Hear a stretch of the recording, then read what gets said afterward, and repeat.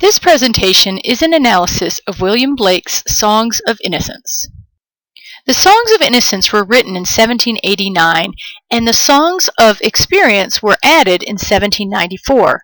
William Blake says that these two sets of poems, or books of poems, are meant to capture two contrary states of the human soul. Each book offers a different perspective of how to view the world, one from an innocent, somewhat naive, hopeful, good, and optimistic, childlike perspective, and the other from a sinful, corrupt, gloomy, mysterious, and evil perspective. However, the Songs of Innocence do not depict a completely faultless world, as many of them describe cruelty, injustice, and suffering. Rather, innocence refers to the inner feelings or perspectives of the life of the speakers and the purity of their souls, rather than innocence in society. Likewise, in the Songs of Experience, the same world is described as a much more terrifying one of war, poverty, disease, and social oppression, though it is actually the very same world that is being described. Although the physical world has not changed, the state of the soul or perspective of the individual has. This change is due to life experiences, not age, as he makes it clear that the Songs of Innocence are meant for all, not just for children. Therefore, one's perception of the physical world based on personal experience leads to the difference in the depiction of society. Each poem stands as a separate work. However, many of the poems in the Songs of Innocence have a counterpart in the Songs of Experience, but not all of them do. And Blake moved some poems from one part of the book to another in different editions as he worked on these poems. He also moved some poems from Songs of Innocence to Songs of Experience and back and forth over the 35 years he spent revising this work. His final work is made up of 54 plates that Blake wrote, illustrated, engraved, and published himself with the help of his wife. Blake was both an artist and an author, and during his life he was better known as an artist. Seeing the illustrations of his work helps deepen our understanding of his work by showing you the colors, shapes, and illustrations that help show how the author would like us to interpret each poem. The images in the presentation are pictures of his original illustrations. Through his Songs of Innocence and of Experience, Blake makes a critical analysis of the problems of industrialization and the hypocrisy of organized religion of his day. Introduction to Songs of Innocence. Piping down the valleys wild, piping songs of pleasant glee, on a cloud I saw a child, and he, laughing, said to me, "Pipe a song about a lamb." So I piped with merry cheer. "Piper, pipe that song again." So I piped, he wept to hear. "Drop thy pipe, thy happy pipe, sing thy songs of happy cheer." So I sung them the same again, while he wept with joy to hear. "Piper, sit thee down and write in a book that all may read." So he vanished from my sight and plucked a hollow reed. And I made a rural pen, and I stained the water clear, and I wrote my happy songs, every child may joy to hear. An analysis of the introduction to Songs of Innocence. The introduction to Songs of Innocence has a very happy, cheerful tone and a simple melodic rhythm of 7 syllables per line and a very even rhythm, making it sound like a nursery rhyme. It also uses lots of repetition and alliteration, or the repetition of consonant sounds, such as the repetition of the P sound and the word pipe. In the poem, a child descends from a cloud, which is a spiritual angel-like being playing a pipe.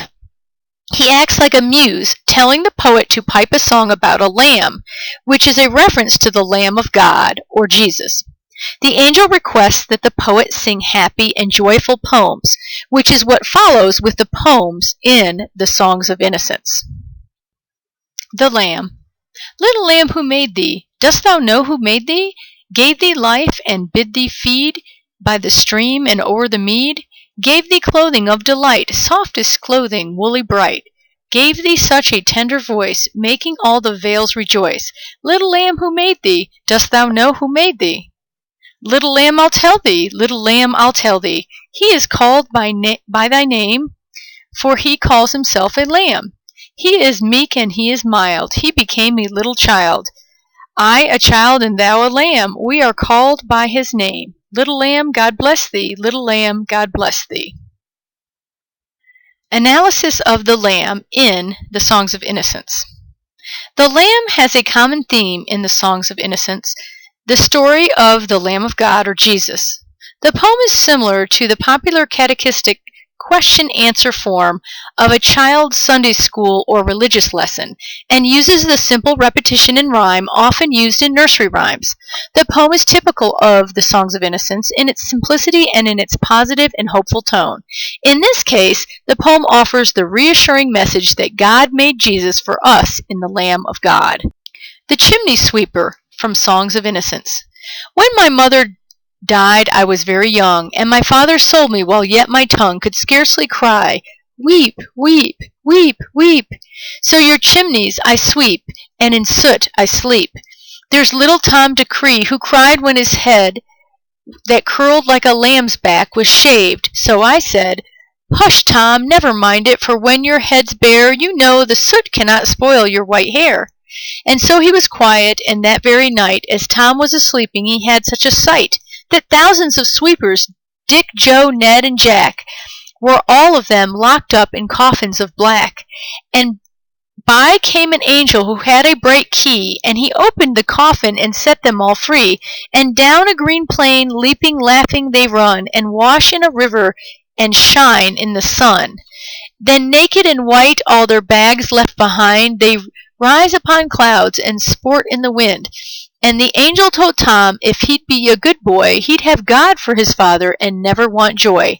And so Tom awoke, and we rose in the dark to go with our bags and our brushes to work. Though the morning was cold, Tom was happy and warm, so if all do their duty, they need not fear harm. Analysis of The Chimney Sweeper from Songs of Innocence. This poem is an example of how Blake's Songs of Innocence are not completely naive, but rather portray the problems of the world through an innocent perspective. The poem clearly serves as a harsh criticism of the abuse of children forced into this profession. In the poem, he describes one of the most abusive childhood professions of the Industrial Revolution, that of the chimney sweep, a career that became common in the early 1800s and was not abolished until 1875, 50 years after Blake's death.